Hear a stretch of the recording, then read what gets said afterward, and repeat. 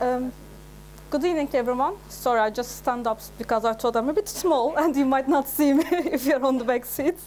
So I just want to say good evening at first. Welcome to Hiç in Pursuit of Nothingness exhibition program at Yunus Emre Enstitüsü, London. It's very lovely to see you all here. Tonight I'm going to do the talk with Soraya Syed. Unfortunately, Bilal Badat is not joining us today because of some last-minute health emergency in his family. He sends his regrets, and hopefully in the future we will welcome him at another event, basically, for another talk. Well, as some of you know, I'm Nagihan Seymour, artist and the creator of this exhibition and artist of this exhibition alongside 15 other extraordinary artists. During this exhibition, we just didn't want to do the exhibition, but we wanted to support the idea with the concept of the Sufism of hiç, and try to explain you to give a bit more insight, depth, information and vision. And tonight Soraya is going to give us her artistic journey, finding hiç, but also being a Islamic calligraphy artist who also trained traditionally as well. So I will just sit down if it's all right now, so as you all saw me now. So Soraya, looking at your background and how you are trained traditionally and have also the ijazah, would you like to mention about yourself a little bit? How was your journey? How was your journey understanding and finding hiç, but also doing this via calligraphy? Well, first of all, thank you and to Yunus Emre for the invite to be here, and thank you everyone for attending. I know the title was The Art of Disappearance, so I'm hoping you weren't expecting a magic show or anything like that. Otherwise, you'll be disappointed. But and I should also state that I'm no expert in hiç. I'm just a person on a journey who's evolving, growing and learning from mistakes, possibly like all of you here. And so I'm hoping that through showing you some of the slides that together that we're going to uncover some of the aspects of the training that have helped me understand a bit about hiç, even if it's just a taste. Should I start? Yeah. So how, can you just explain us how is actually Islamic art training, and how did you start, a little bit of your journey with that? So I'm just starting with the work that you can see here, but I'll come back to this and I'll dive straight into the training and how it started. I should say actually that before I started training in calligraphy, I was at art school here in London at Central St Martin's, and I was doing a foundation course. And during that 1 year, you're basically expected to do just work from yourself, do whatever you want. No restrictions, no guidance, no training. And it was all about the ego. It's about the self. And I was so dissatisfied after 1 year, I thought I can't continue, and that made me look for something else. I had started to discover calligraphy. I couldn't read or write Arabic, but I had seen the beautiful ceramics in the V&A. And it was while I was at art school that I went on Umrah with my family, and then I kind of rediscovered what the faith was about, but also questioning my identity.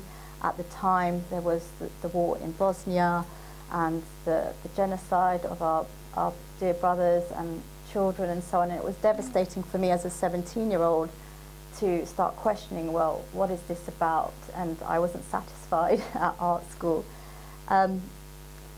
So I then went on to study a degree in Arabic and History of Art and Archaeology at SOAS here, and I knew that in the second year you're able to travel to Egypt, and I thought, well, there's got to be calligraphers in Egypt, I can learn there. because there was no Instagram. I had no idea how do you study calligraphy. I didn't know actually that Turkey was the center of calligraphy. So I thought I'll just go to Egypt. And within the first week of arriving in Egypt, I dialed the wrong number, and the person on the other end happened to be a calligraphy teacher. So I started lessons within the first week of arriving.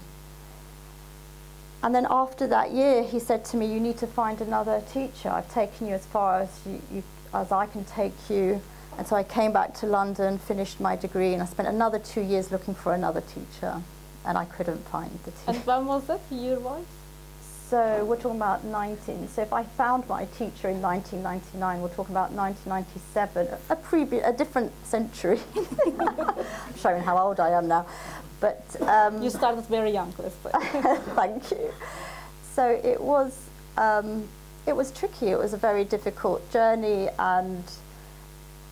but I learned a lot along the way. And then my prayers were answered, and I don't have time to go into all of the details, but a semi-miraculous thing happened again, and a group of Turkish artisans came to Norwich Mosque. Wow. And they offered an apprenticeship, and I was fortunate enough to take one of their spaces, and that's where I met Efdaluddin Hoca, who you see in the picture here. And this is what he wrote for me. Oh Lord, remove any difficulty, make it easy, do not make it difficult, and complete this endeavor in goodness. You always start with this calligraphy to learn, actually, yes. The calligraphy, isn't it? Yes, so when you're writing the Thuluth an-Nas scripts, or Thuluth an-Nasi, you start with this prayer or dua, and it's something that I continue to write regularly, just for practice and for the blessing.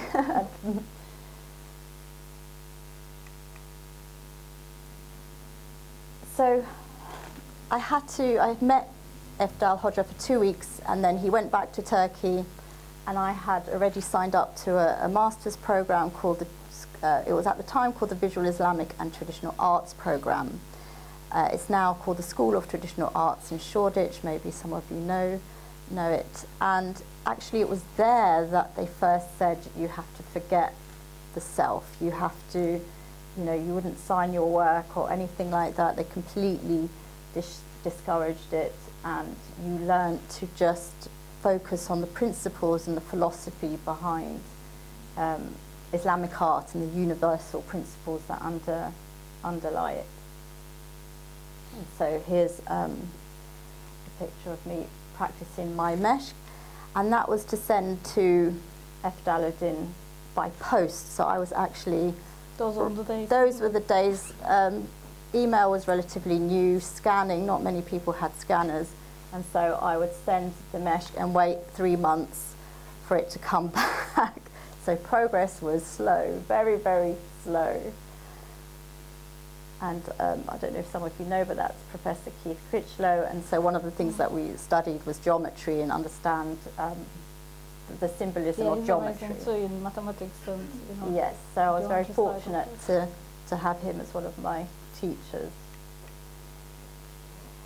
So then, after my masters, or during my masters, I was able to travel to Istanbul and meet Efdaluddin Hoca again in person, and that's when things really changed and transformed. This was actually the view from our apartment in Üsküdar, so I woke up to this every morning. And when we had to leave after 4 years, it was then taken over by a Turkish calligrapher and graphic designer, Savaş Çevik Bey. I don't know if you know. Yes. So I'm not sure if it's still his atelier, but it was at the time, and it was wonderful. Actually, when I started Testip and learning Testip from Hanife Hoca, I had the same view when I was learning as well. His studio was actually Üsküdar in a similar location, so yeah, that was also my view too. So it was such a pleasing moment, really. You have a really beautiful terrain of Istanbul, and then doing the art. So yeah. Yes, very fortunate. So one of the first places that Efdal Hoca, in fact it was the first place that Efdaluddin Hoca took me to, was to meet his master, Hatat Hasan Çelebi, Allah Yarhamhu, who passed away. And then after, in fact it was his son, the illuminator Mustafa Çelebi, who took that picture, and we're in front of his studio there. And this is back in early 2000. And then after that, on the same day, he took me to Karaca Ahmed, the cemetery, to pay respect to the great masters of the past. On the left, we have the turbe, or the grave of Sheikh Hamdullah Effendi, who's considered the father of Ottoman calligraphers. And to the right, we have Sheikh Hamdullah's, Hatat Hamid Effendi's grave, and that's the text on there is actually written by Hasan Çelebi Hoca for his teacher. It was his teacher. So it was quite a moving time, that first trip to Istanbul, because it's when I realized that this isn't just about art anymore. It was so different, that experience that I had when I was at art school here in London. It wasn't just about the physical anymore. It was deeply, deeply spiritual, and that it was a responsibility, and that I would need prayers and blessings in order to continue, you know, and to progress in the art.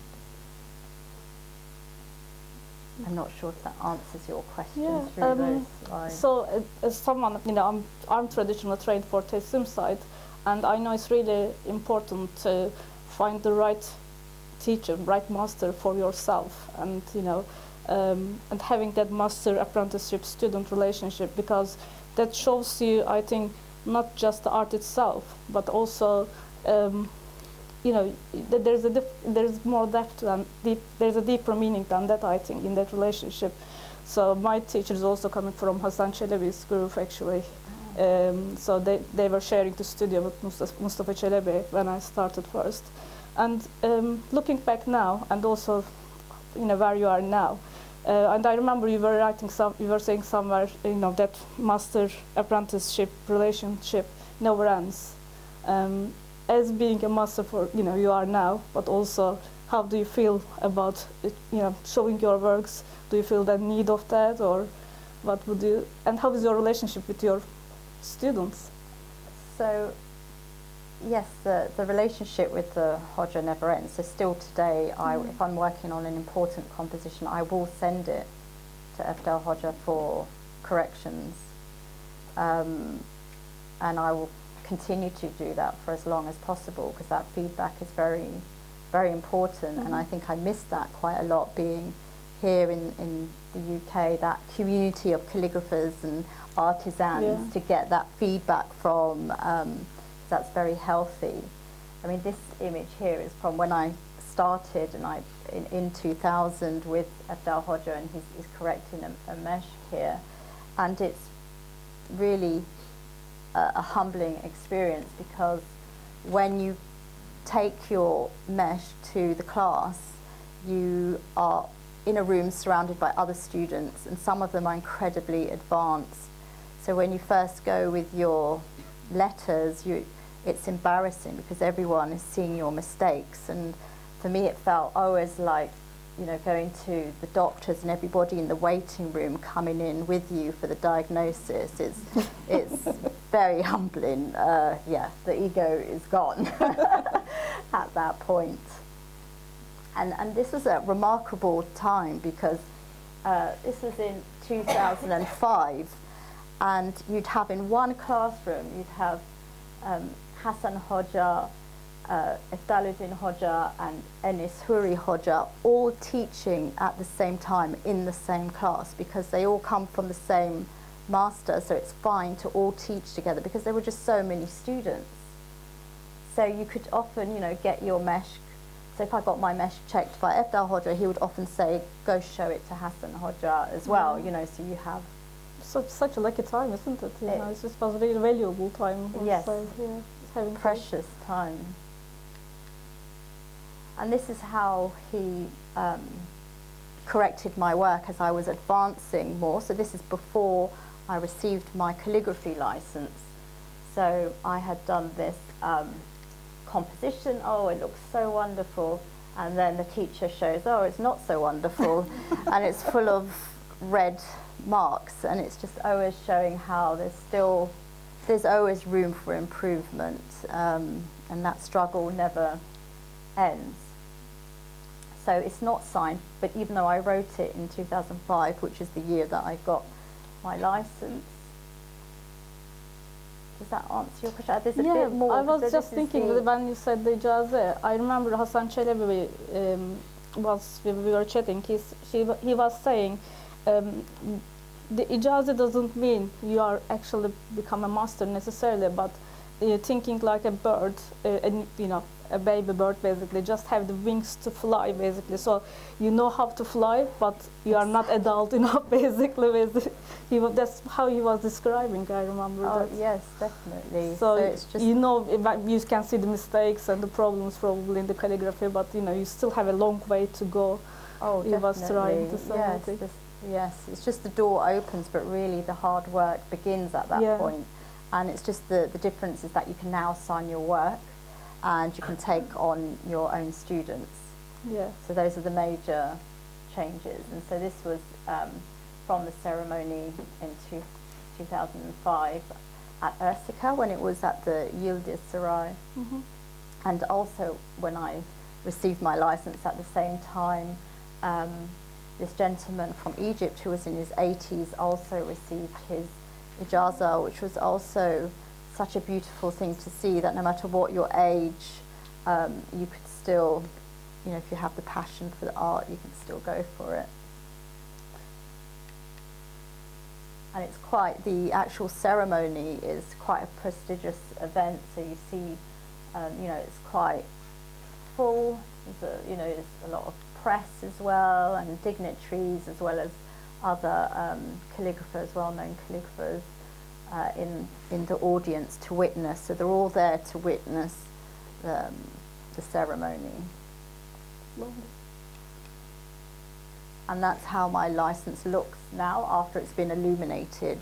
So I didn't have time to have it illuminated before the ceremony. In fact, I was just given 3 weeks notice in Ramadan. So it was the start of Ramadan. So during Ramadan I was writing this, and then after Ramadan was the ceremony. So it was, quite a challenge. But then I got it illuminated by Fatma Özçay a couple of years later. I had to wait. Just wondering, you know, in our exhibition, we try to explore that Sufi principle of hiç, the nothingness.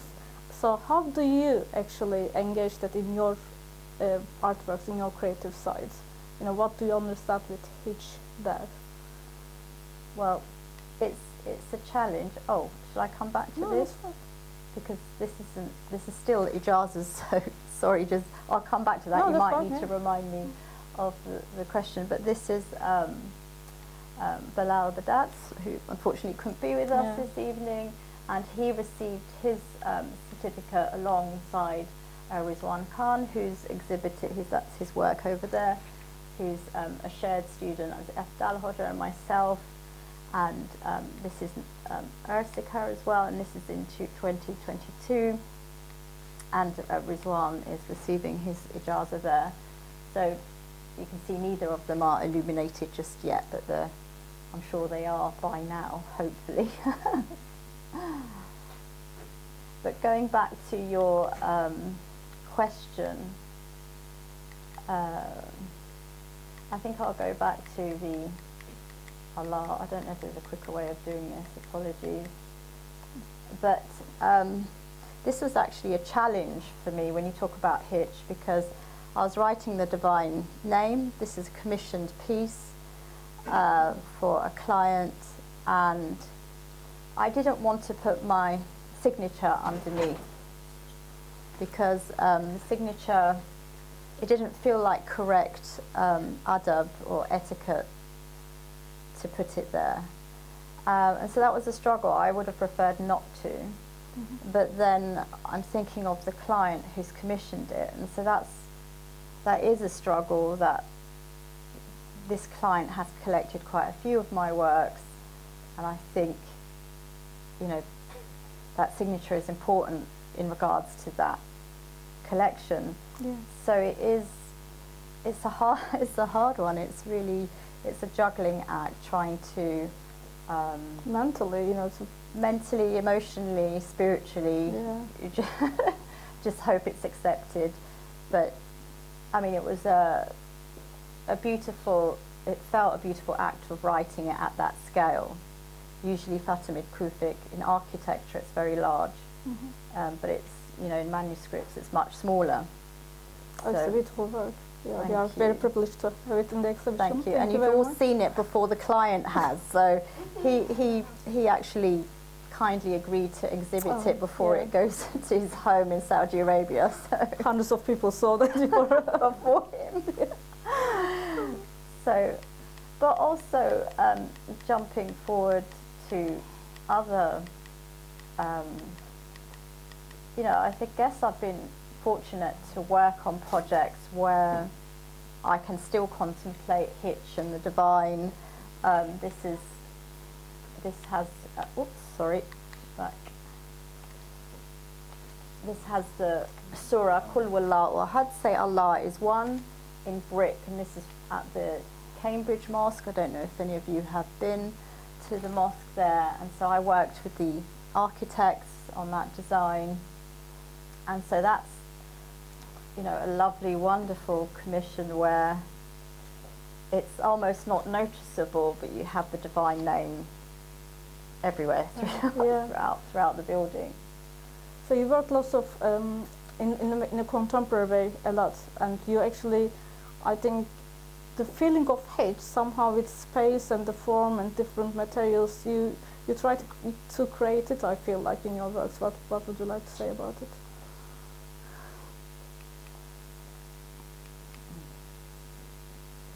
So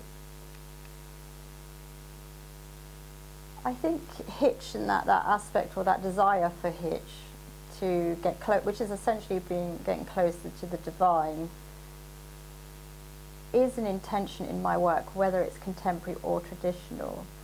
And the challenge is how to feel that same presence and power in the work, whether it's a verse from the Quran or not, although it's always linked to the Quran in some sense, or the teachings or hadith, in some way there's a line that can be drawn back to that. And this work was for a commission for Cartwright Hall Gallery and Museum in Bradford, and it's actually an antique pen case from their collection, the museum's collection, and they asked me to respond to anything that I selected from their collection. So I put this in a holographic case and had an animation made coming from the pens. And these are my pens that I've put in the case, and it tells the story of the pen on the sword. This is a staple column. So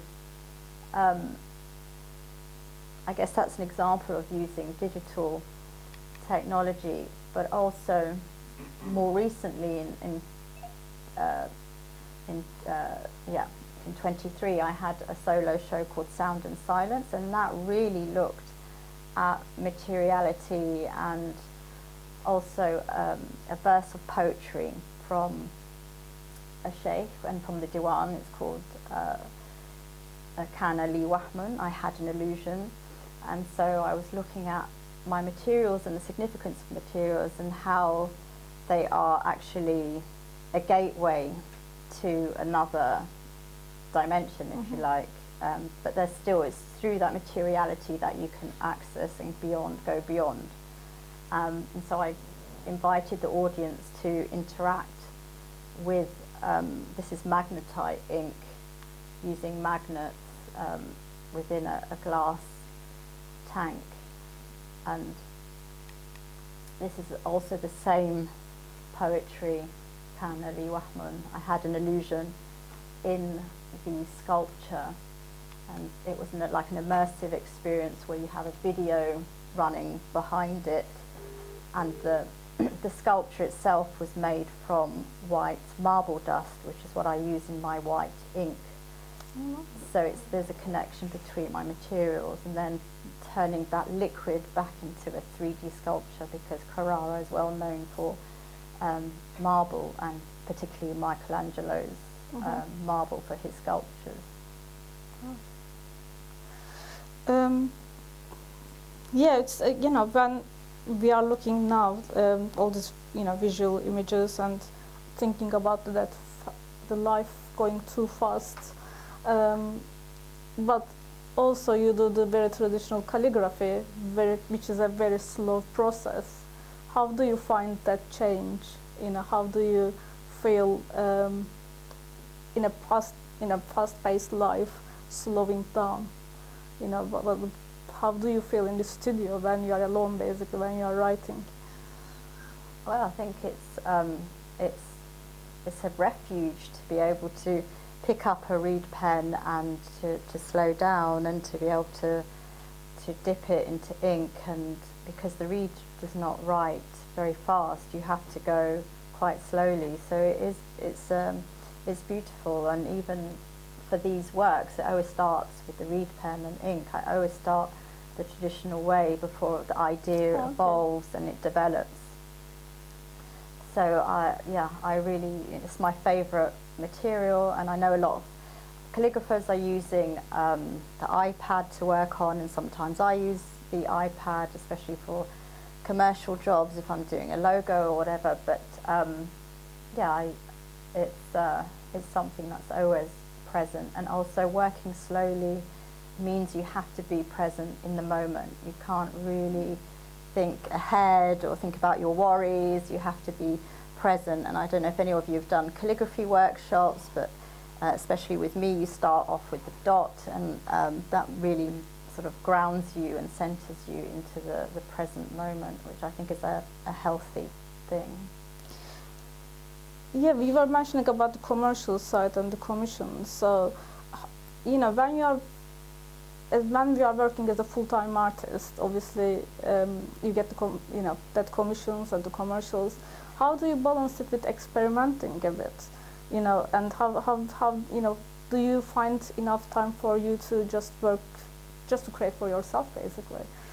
The short answer is no. I think there's probably a lot of people in this room who can have sympathy with that, because it is a challenge, isn't it? You do have to be commercial. You can't just be in your own world and hope your bills get paid by themselves. You have to work, but it does kind of work out. I think that's also belief in there's a hadith, or it's a saying attributed to Imam Ali, that the good calligraphy or beautiful calligraphy is one of the keys to risk or to provision, so that there is always provision in calligraphy. And having faith in that, I think it's always materialized for me. But it's definitely difficult. I always want, I'd love to just do my own work. If I was we all do it. If you're an artist, or but then it doesn't really. It's not really commercial, the work that I do, because the work that I do for my own ideas is more experimental. It's risky. It's expensive. It takes up storage. My husband is nodding at the back. But inshallah, there will be a significant acquisition by a museum in the States. So I'm hoping, yes, your prayers, please, that it all goes ahead. Inshallah. So that would be a good encouragement to make more work. So you brought the subject. So what is your next project? Do you think? Do you have anything planned? Do you have any ideas you want to share? Well, next year I'll be exhibiting at Leighton House Museum as part of the centenary celebrations of the museum, and that will be from July to October. There are 3 artists exhibiting, and I'm sort of at the end, the third. So you'll have to come and see what that is. I can't reveal what I'll be exhibiting just yet. And inshallah, God willing, there might be an exhibition in the States as well at the end of next year. Beautiful. And I'm also hoping to publish a book, inshallah, about my work, the first of its Many kind. things going on. So many things going on, and I'd love your support. Please, it's not easy to publish a book, so I might be putting out a crowdfunding campaign at some point for support with that. Inshallah, hope all goes well. Thank you. Just wondering, for someone who wants to start the calligraphy or the traditional arts, what would be your advice? You know, what if it's coming from your mistakes, from your experiences? How can it go more smoother, maybe? Well, I think everyone's more fortunate than perhaps the likes of me or Gulnaz. Like, you know, when we started out, it was really difficult. You know, even just to buy materials, your paper, your pens, like you didn't know, there wasn't any choice. I would say though that there is maybe too much choice now. So like if you go onto online, it's like, which pen do you buy? There's like 20 different varieties. So Which ink to get? Which then the ink to get. And which the paper. Yes, exactly. And also there are a lot of teachers, a lot of courses. I mean, look, in London there's like 3 places at least where you can learn, including the institute here. Well, I would proudly say here, actually Yunus Emre Enstitüsü is the first institute who started Ijazeh program as well, amazing. with Yunus. So if anyone is, you know, interested in like in a long term to learn this art form in the real master-studentship, you know, relationship, having that relationship. So yeah, Yunus is our teacher here. Well done. She's teaching here and doing the Ijazeh program for a while now. There you go. So, yeah, it's one that of them, answers I think. that one. Yeah, and I mean, I always advise to go to Istanbul also because it's not just the teacher, and you can't learn everything from one teacher. I mean, that was my experience. You learn the main crux of the script from one teacher, and you're loyal to that teacher. But there are other things other bits of wisdom that you pick up from others, like in terms of how to prepare paper. You might get it from somewhere else, another teacher, and also just to be immersed in calligraphy, which you can be in Istanbul.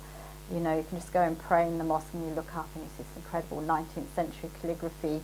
So there's nothing like being in Istanbul. yeah, the spiritual side is different. The always, spiritual side, that's the thing. But I think we are getting we are becoming a bigger group now who is actually doing traditional arts here too. Yeah. So hopefully, we can just create that, you know, not the same but slightly different environment, but with, you know, to show our arts really.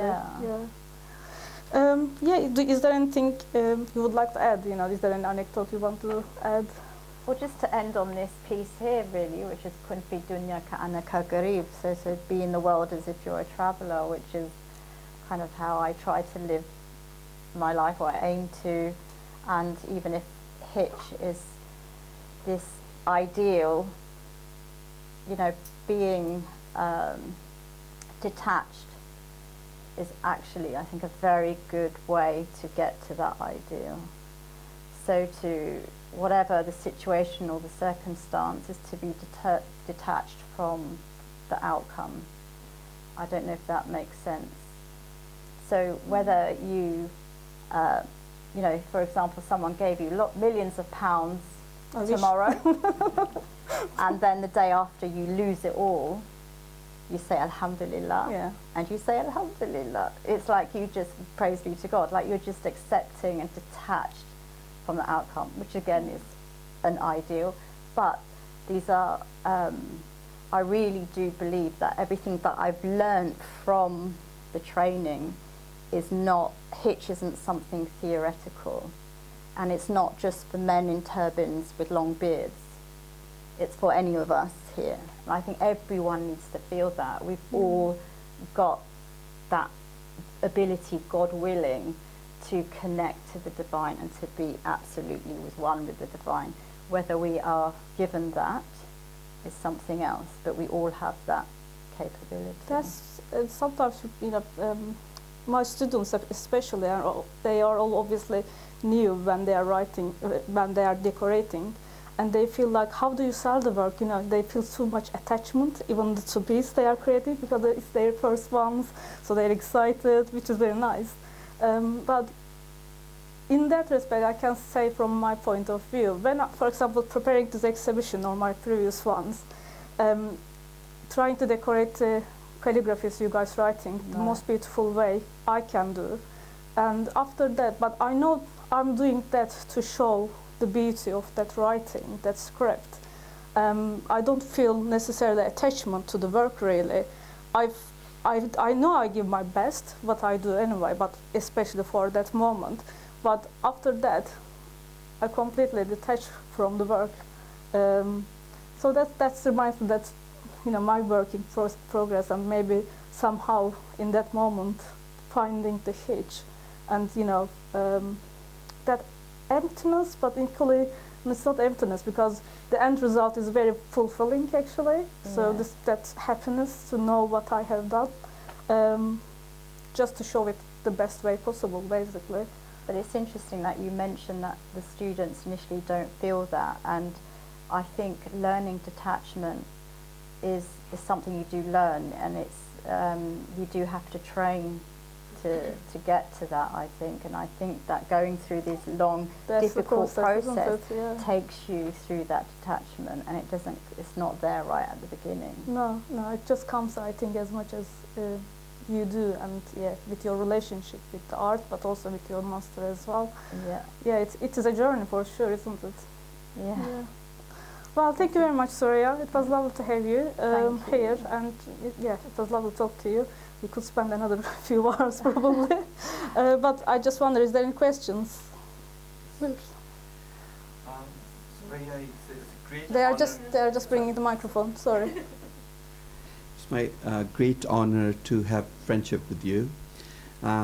Especially, I would like to ask you, you spent a great time with the Hoja Hassan Chalabi. He's a great, humble master of the world. I love to know about your feeling when spending time with such a great master. Well, it's hard not to get emotional when thinking about him, because I was aware. I think as a student, I was aware of his magnitude, and just the blessing of being able to be with him, and for him just to put red ink on the paper, and I was always happy if he put more ink on, because that meant I got to spend more time in his company. But he was always so gracious and so gentle, and very encouraging as well. He wasn't one of those, masters that you fear, and you definitely do get those, where you're too afraid to even ask a question in case it sounds stupid. But not with him. You could really relax and He was very relaxed. Yeah. Very welcoming. Yes. Yeah, please. Yeah, thank you, Soraya, for a wonderful talk discussion. I was quite pleased when you showed the picture of the gentleman in Egypt who's 8 years old. It got me thinking that, and maybe it's my assumption, and I'm not aware of it, but are there any classes you do or calligraphers do to teach this art form at a very young age? Because writing itself is like a dying form. People these days, it's iPads and all, but writing itself is dying. But I've rarely seen young children, like even younger than teens, being taught calligraphy. Is it my impression, or is that true? So I asked Hassan Hoja about this, about young children learning calligraphy many years ago, and he was saying, he was advising at the time that it's better when they're young adults, because you need dexterity to hold the qalam, otherwise they just damage. I mean, I've done some workshops with very young children. You have to use different tools because they do damage the kalam. So there's wisdom in starting a bit later. But having said that, in the past and in the Ottoman period, you had students receiving ijazah when they were like 12 years old, 14 years old. It wasn't uncommon. So that may be advice for children of today, but it wasn't advice for the children of the past. It was a different time, a different attention span, no TikTok. Yeah. So I think what I see in Turkey, I can say, in Turkey, the age is around 13 to 15. If they have people around them doing these traditional arts, basically, so maybe the father is the hattat, or somehow related with the art form. But I don't see like younger than 13 or 15 too much really still. my understanding is that there's not much benefit starting much earlier than that. Yeah, I would say that the opposite actually for tesip. If you start earlier for tesip, it's actually better. Just to train your hand in the movements. Apart from the workshop, my youngest long-term student, I started when she was 11. She's around 15 now, and she's definitely the future of the art. But yeah, mashallah, she was doing really good.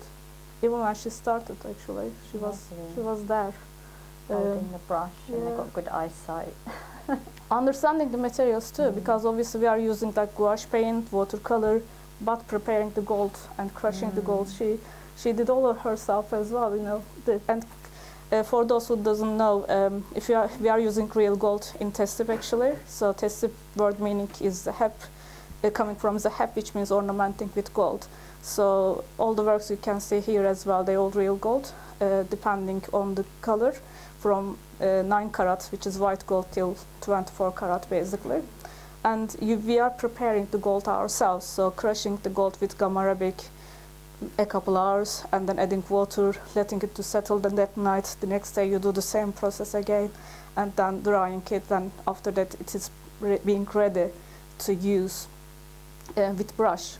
But the finished part is like dry paste almost.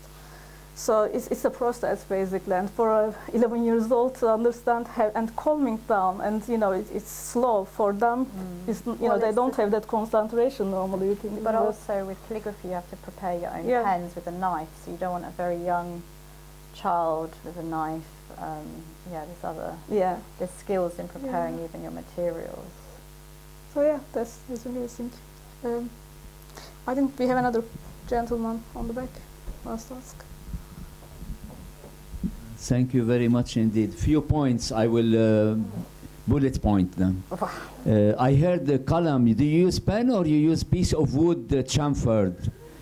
The second point, you didn't demonstrate the different font types, like we have maybe 5. But I noticed most of the calligraphy is done on this font in the Sulus.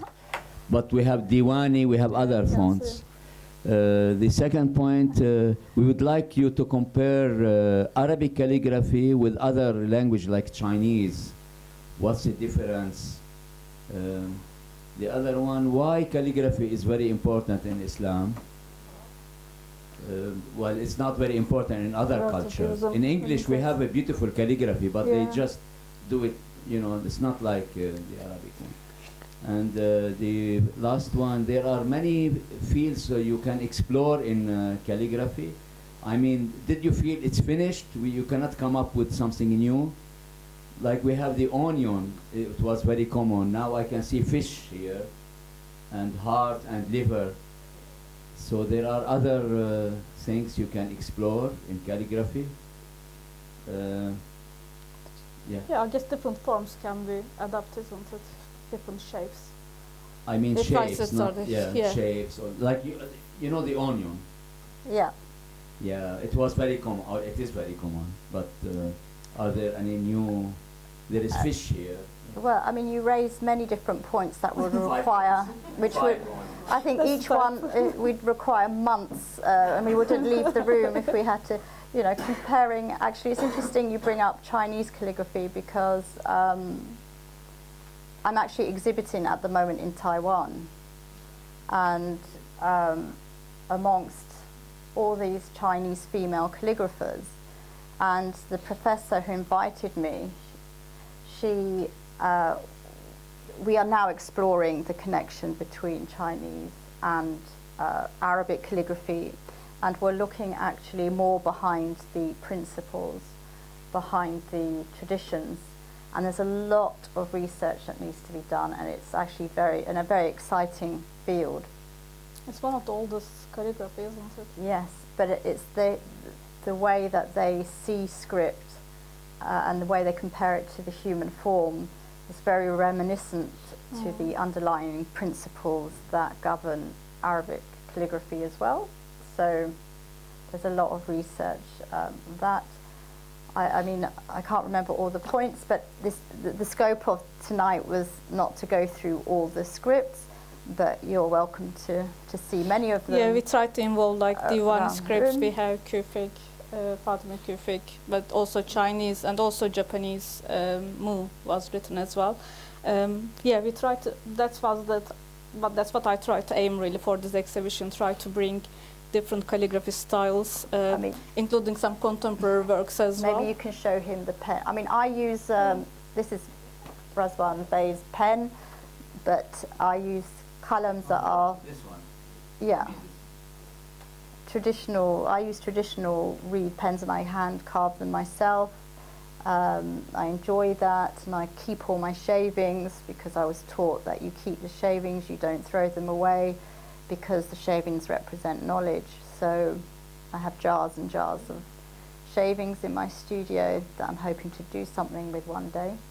Or maybe not. Traditionally, you would, when the calligrapher dies, the shavings is used as fuel to heat the water for the ghusl when they're burying the calligrapher.